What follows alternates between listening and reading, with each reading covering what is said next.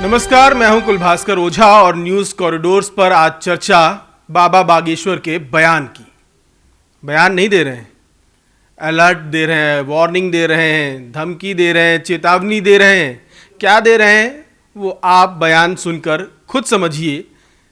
तो सबसे पहले बाबा का बयान सुनिए, तब बताएंगे कि वो है क्या, धमकी या वार्निंग। बहुत अच्छा। देखिए, आप पहली बात तो आप ये समझ लीजिए कि आप मुसलमान होना एक अलग बात है, लेकिन राष्ट्रीय होना एक अलग बात है। आप खाएंगे भारत का तो गाएंगे भी भारत का। पाकिस्तान का गा ही नहीं सकते हैं, चाहे वो हिंदू हो, चाहे मुसलमान हो, सिख हो, ईसाई हो, पारसी हो, यहूदी हो, कोई भी हो। आप जहाँ का खाएंगे वहीं का गाएंगे। आपने मिट्टी भारत माता की ले रखी, हवा भारत माता की, गंगा भारत माता की है, तो आप यहाँ का जल लेंगे तो यहीं के लिए तो बोलेंगे। पाकिस्तान के लिए बोलना निश्चित रूप से देश की गद्दारी है और आपको पाकिस्तान में जाकर के बस जाना चाहिए, तो आपको अगल बगल जो रॉकेटें गिर रही हैं उनका मजा भी मिलेगा, बिना दिवाली की दीपावली का आनंद आए। तो सुना आपने, जहां का खाएंगे वहीं का गाएंगे, नहीं तो बाबा बागेश्वर आपको भगाएंगे। और कहाँ भगाएंगे? जहां बम गिर रहे हैं, पाकिस्तान।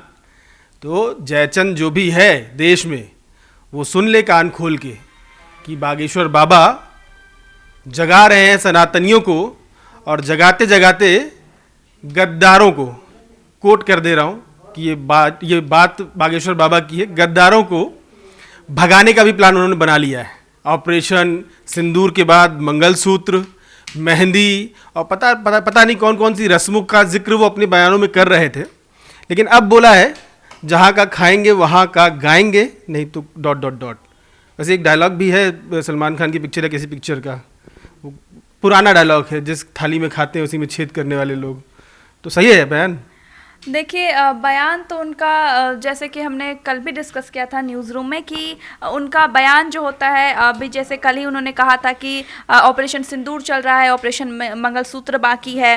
साथ ही साथ अभी जो उन्होंने कहा बिल्कुल सही कहा, क्योंकि अभी हम जिस देश में रह रहे हैं वहाँ पर एकता की ज़रूरत है और जो दिख भी रही है। तो बाबा बागेश्वर उन लोगों को कह रहे हैं, जैसा कि आपने कहा जयचंद को कह रहे हैं। तो जो जयचंद हैं वो बोला जाता है चोर के दाढ़ी में तिनका, तो वो खुद सकपका जाएंगे कि बाबा बागेश्वर किसको कह रहे हैं। तो समझदार के लिए इशारा काफी है। इतना तो इशारा बाबा बागेश्वर ने कर ही दिया है अपने बयानों से कि आप संभल जाइए और देश के साथ एकजुट होकर खड़े रहिए, क्योंकि इस वक्त जो है राष्ट्र के आगे कुछ भी नहीं है, देश के आगे कुछ भी नहीं है। हम इंडियन सेना, इंडियन आर्मी हर किसी के साथ हैं।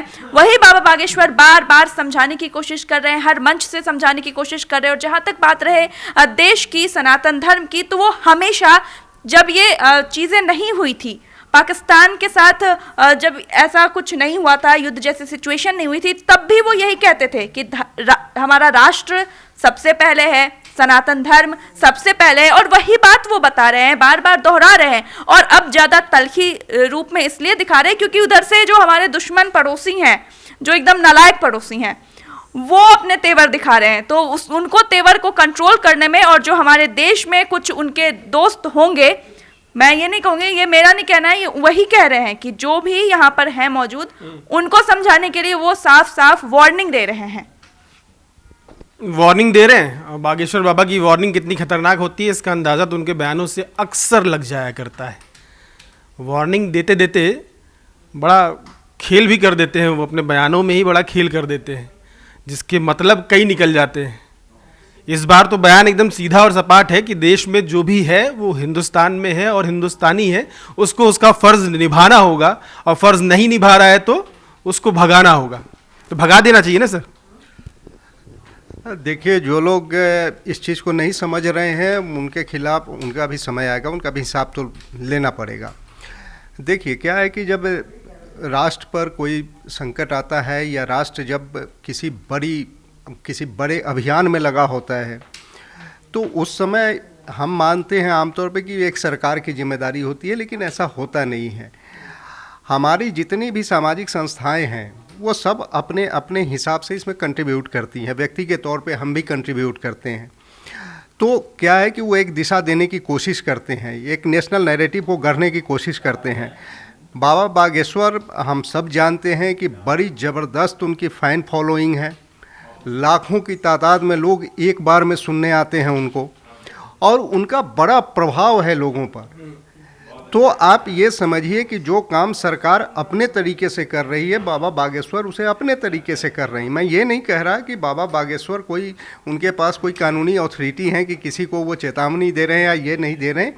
वो एक नैतिक चेतावनी है, ठीक है। सरकार, अब देखिए बहुत सारे हम लोग मीडिया से जुड़े हुए हैं, कई सारे मीडिया हाउसेज को सरकार ने बैन कर दिया। क्यों किया?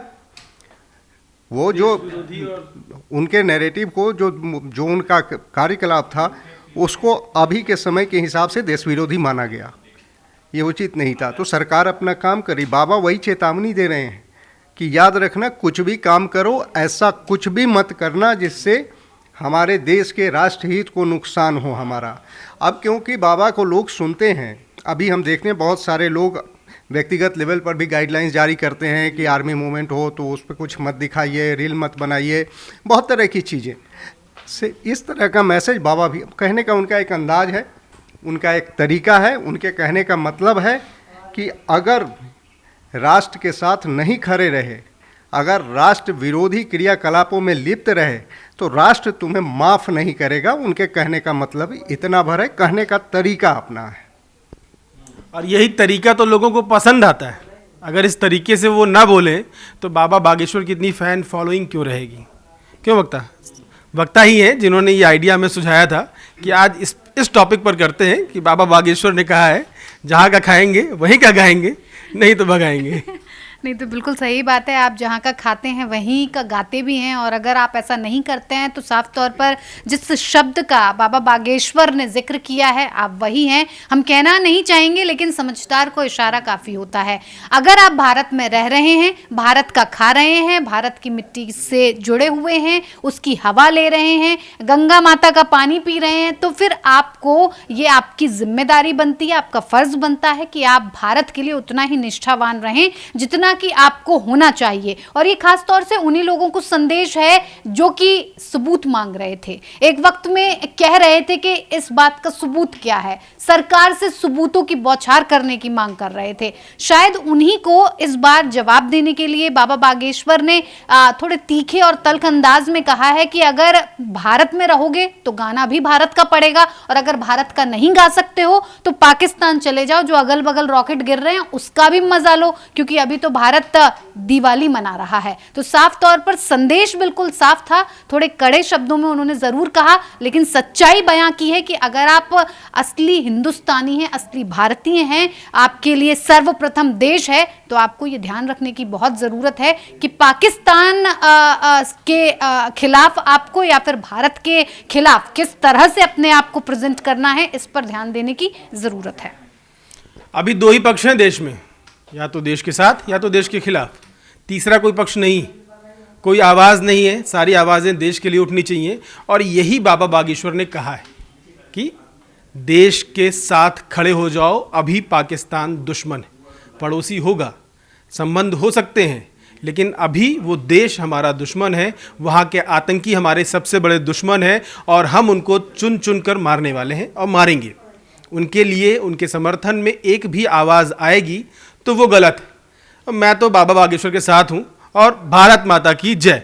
आप हैं? बिल्कुल, भारत माता की जय। और मैं भी जो है बाबा बागेश्वर के साथ हूँ, क्योंकि जिस तरीके से बाबा बागेश्वर कह रहे हैं और साथ साथ जो हमारी सरकार कह रही है और हर कोई देश, अभी भारत देश का हर एक नागरिक बोल रहा है कि आतंकवाद के खिलाफ कार्रवाई होनी चाहिए और आतंकवाद को जड़ से जो है ख़त्म करना चाहिए। और ये देश ही नहीं, विदेशों से भी आवाज़ उठ रहे हैं कि आतंकवाद को ख़त्म करना ही चाहिए।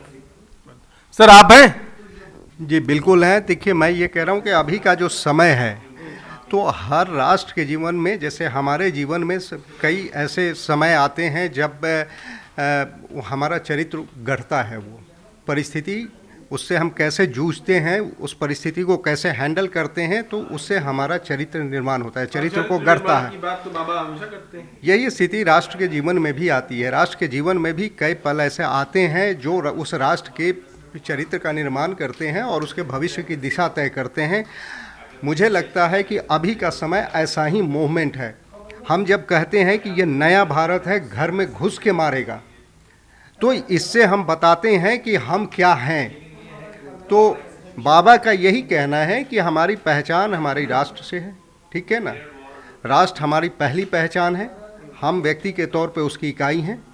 इस राष्ट्र को इंटैक्ट रखना, इस राष्ट्र को सुरक्षित रखना, इस हमारा जीवन इस राष्ट्र के लिए समर्पित है। जो राष्ट्र के साथ नहीं है वो हमारे साथ नहीं है। भारत माता की जय हो जाए। भारत माता की जय, इसमें क्या करना है। वाह, तो बाबा बागेश्वर के साथ सब लोग हैं। एकदम सही बात बोली उन्होंने, दिल को छूने वाली और देश की ताकत को बढ़ाने वाली। और सनातनियों से ऐसी ही उम्मीद की जाती है कि वो इस भाव को सबके अंदर जागृत करें।